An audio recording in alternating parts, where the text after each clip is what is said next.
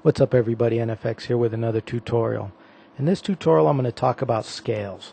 If you haven't seen the tutorial on notes and tones and you're not sure what notes or tones are, or you don't know that your notes on a keyboard, I suggest you go back and watch that tutorial first and then come to this one, because you really should have an understanding of your notes before watching this one in order to get the most out of it. Now we're going to talk about scales. Scales are really easy things to understand. Scales give you two important factors. One, it gives you a mood or a feeling for your song, and two, it gives you a roadmap as to what notes you need to play. Now, just by those two things, that really takes you pretty far. Because if you think about it, what do you want from a song? Well, number one, you want some kind of emotion to come from it. You want it to sound a certain way. You know, you might want it to sound sad. You might want it to sound happy. You might want it to sound really deep and emotional. You might want it to sound powerful or whatever. Okay, so you're trying to convey that, number one. Scales help you do that. Number two, you want all of your sounds to sound good together. You want your bass line to be in tune with your melody. You know, you want a counter melody maybe. You want to do a call and answer type of thing with a couple of instruments. As long as you play those things in the same scale, you're there. You know, you play your bass line in a C major and your melody in a C major. Boom, you've got it made, because they're in tune with each other. There are some hints and some guidelines to putting them together in a way that it sounds, better, but on a basic level, that's what you get.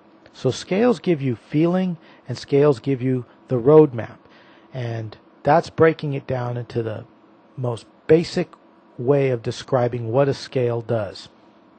But let's talk about a scale and what it is.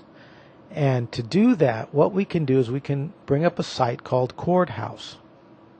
Chord House is basically some application on a web page at looknohands.com. I think it's probably at other websites too, because I've seen similar things at other websites.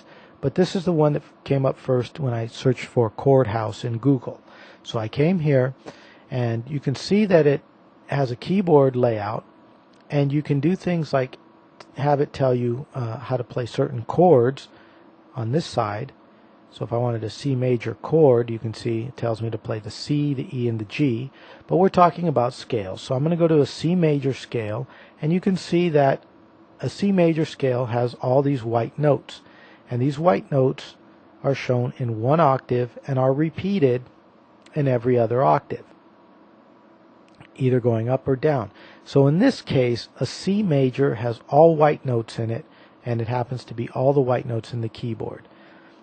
Now we call it a C major because the C means that's the note that it starts on. That's the root note.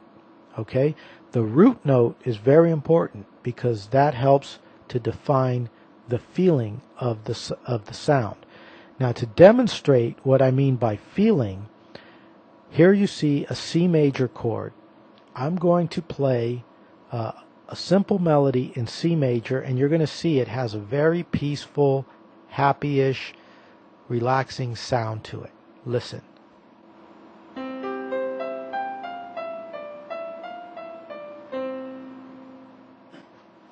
Okay, it's light, it's happy, definitely doesn't make you want to, go to war or something like that, right? It's got a nice sound to it.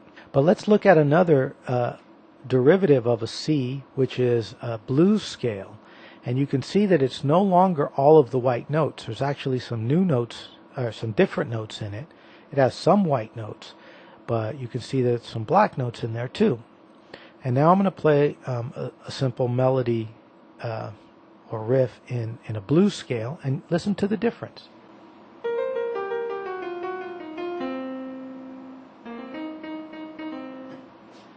Okay, so obviously I played it in a slightly different pattern, but you can hear that it has a bluesy sound or a melancholy sound to it. And that's important because if I want my song to be happy, I'm going to write it in a major scale. If I want it to be sad and bluesy, I'm going to write it in a blues scale.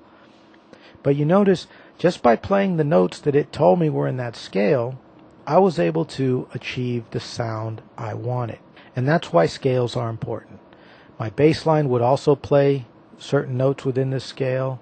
If I was writing a blues song in this particular scale, my harmonica would play notes in this scale. My guitar would, my everything, except for the drums, which don't really have note values. At least your standard drum kit doesn't have note values. So there's why scales are important. Now, hopefully, you understood what I was talking about. I hope I conveyed that well enough. If I didn't, leave me some feedback, and I'll try to improve on it or answer any questions on my forum at www.warbeats.com. Hopefully that's where you're watching this tutorial from anyway. But there you have it. Scales. They give you your emotion, your feeling, and they give you a roadmap as to which notes are the notes that you want to play so that all of your parts sound in tune. You take those two elements, you're halfway to writing a great song. And once you have the tools, it's up to you to put things together. But once you have the tools, you can see it's a lot easier to put something together than without it. So hopefully you take this information and you're going to be ready for the next section, which is probably going to be on melodies or bass lines. And I'll see you in the next tutorial.